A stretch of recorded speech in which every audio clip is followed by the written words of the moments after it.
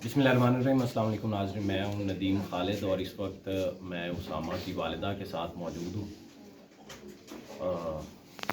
अभी उनके वालिद से गुफ्तगू हो रही थी तो बता रहे थे कि उनकी वालिदा सबसे ज़्यादा जिस बच्चे से प्यार करती थी वो उसामा ही था। उससे बड़ा भाई भी था, छोटी बहन भी है, सबसे दरमियाना था, लेकिन सबसे ज़्यादा लाडला माँ का वही उसामा था। उसामा की यादें सिर्फ आपके साथ शेयर करेंगे कि किस तरह का घर में किस तरह का था, माँ के साथ किस तरह का था। और बाकी इंसाफ के लिए अपील तो कर ही रहे हैं, बोलना मुश्किल है। और उनकी वालदा से बात, अस्सलाम वालेकुम माँ जी, वो ये बताएं कि उसामा, अभी उनके वाले से हम कर रहे थे तो बता रहे थे हमें कि आप सबसे ज़्यादा अपने जिस बेटे से प्यार करती थी वो उसामा था। क्योंकि उसामा की आपने तो अपने हाथों में खिलाया उनको, इतना अच्छा आपने 22 साल आपके हाथों में पला है, आपसे प्यार करता है। मिस्र उसामा की ज़िंदगी के बारे में बताएं कि उसामा जो है आपसे लगाव किस तरह था, बोलने में किस तरह का था, उसामा की ज़िंदगी क्या थी? उसामा की मेरे साथ बहुत ज़्यादा दोस्ती थी, बहुत मेरी बात मानता था। कभी होता है कि हर बच्चे में गुस्सा भी होता है, कभी कभार गुस्सा भी कर जाता था। अगर कभी कर जाए तो फिर बाहर जाके तो फिर थोड़ी देर बाद मुझे फ़ोन करता था, तो जानना चाहता था कि मुझसे नाराज़ तो नहीं है, या मुझे पूछता आपने कहीं जाना है, मैं आपको ले चलूँ, मैं आपको छोड़ दूँ। उसको ये डर होता था कि शायद मुझसे नाराज़ हो गई हूँ। और शौकीन था बहुत, हर कपड़ों का, जूतों का, बालों के स्टाइल बनाना, बालों को कलर लगाना। जुमे वाले दिन भी उसने बाल अपने कलर किए, मुझे पूछा, मेरे बाल सही कलर हुए, सही ब्लैक हो गए, कहीं इधर उधर कलर तो नहीं लग गया, मुझे वाइट कपड़े चाहिए आज, वाइट कपड़े करके दें। कपड़ों जूतों का बहुत शौकीन था, परफ्यूम। और ज़्यादा जो है ना घर में कम बोलता था, इतना ज़्यादा नहीं बोलता था, लेकिन मेरे साथ हर बात अपनी शेयर करता था। और ज़्यादा जो है मेरे और मेरा जो बड़ा बेटा है उसका बड़ा भाई जो है उसके साथ बहुत ज़्यादा करता था, बहन से भी बहुत ज़्यादा करता था। वो घर में होती थी तो इतनी फिक्र नहीं करता था, एक दिन के लिए भी की जाए तो मुझे पूछता था कि सबा कहाँ गई है, कब आएगी। और फ़ोन उसको करता, मैसेज करता, कोई चीज़ मांगनी होती, लेनी होती। शेयरिंग बच्चा था, एहसास वाला बच्चा था। लेकिन इस एज में बच्चे गुस्सा भी कर जाते हैं, हर घर में ऐसा होता है।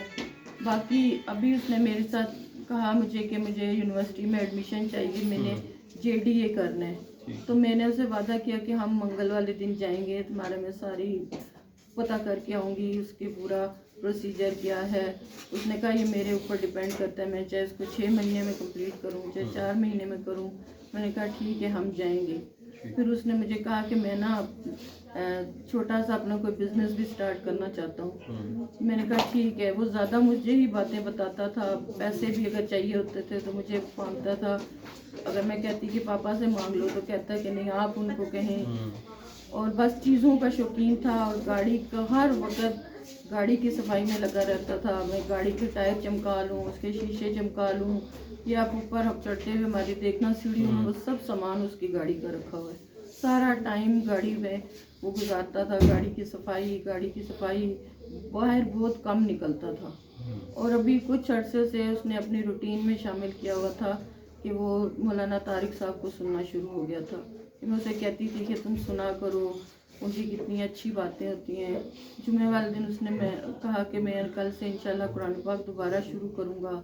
उसने अपना एक बिस्तर पैक करके रखवाया हुआ था कि मैं तबलीग पे भी जाऊँगा, लेकिन इन लोगों ने मेरे बच्चे को मौका नहीं दिया। उसकी ज़िंदगी छीन ली, उसकी सांसें छीन ली।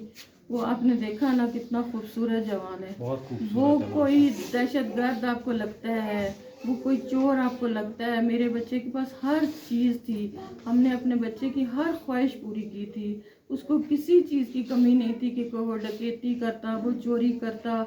आप उसके सारे दोस्तों से मिल लें, पूछ लें, फ्रेंडली बच्चा था।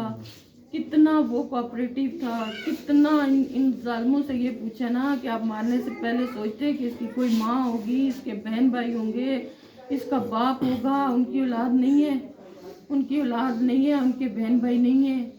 गाड़ी में से इसको निकालते, गाड़ी को बंद कर देते, इसको गिरफ्तार कर लेते, हमें बताते इसकी गलती, इसका कसूर बताते। उन्होंने इसके बहुत बेदर्दी से मारे। मुझे तो ये कम बता रहे हैं कि इसको घर वाले सारे कि इसको इतनी नहीं लगी, थोड़ी लगी है। ये तो मैं मीडिया से और टीवी से सुन रही हूँ कि कितनी गोलियां लगी हैं। माँ ये बताएं कि जब ये वाक़या पेश आया उससे पहले लास्ट टाइम आप उसामा से कब मिली और कब देखा जब वो अपने दोस्त को छोड़ने गया था? 11:30 बजे, 11:30 बजे वो घर से गया है।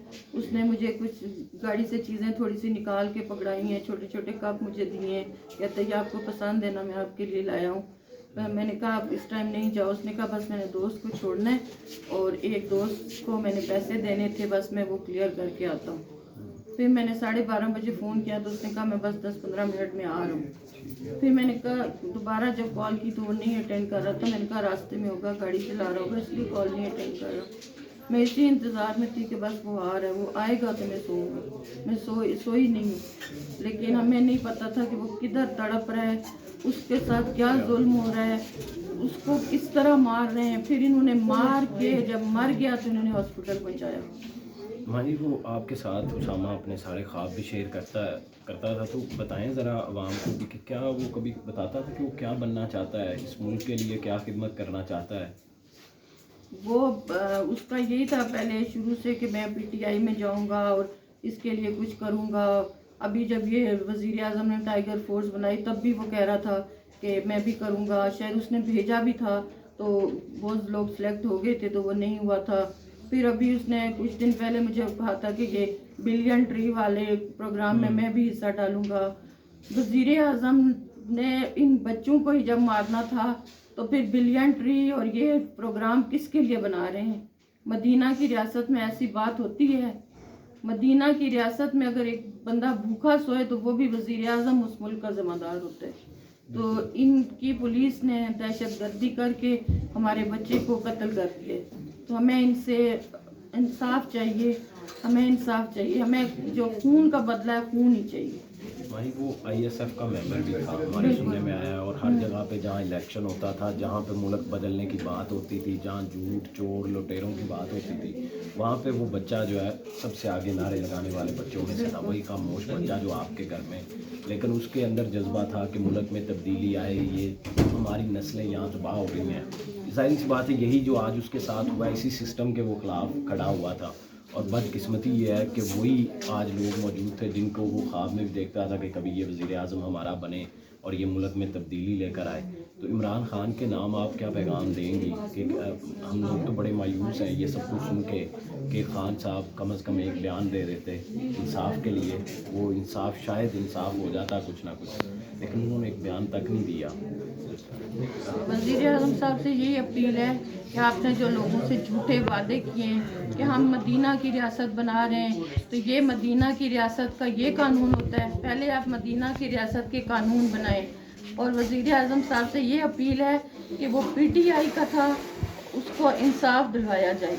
और उन पुलिस वालों को 5 दहशतगर्द, वो पुलिस वाले नहीं थे, वो दहशतगर्द थे, उन्होंने दहशतगर्दी की है, उनको उसी तरह गोलियों से हमारे सामने छलनी कर दिया जाए।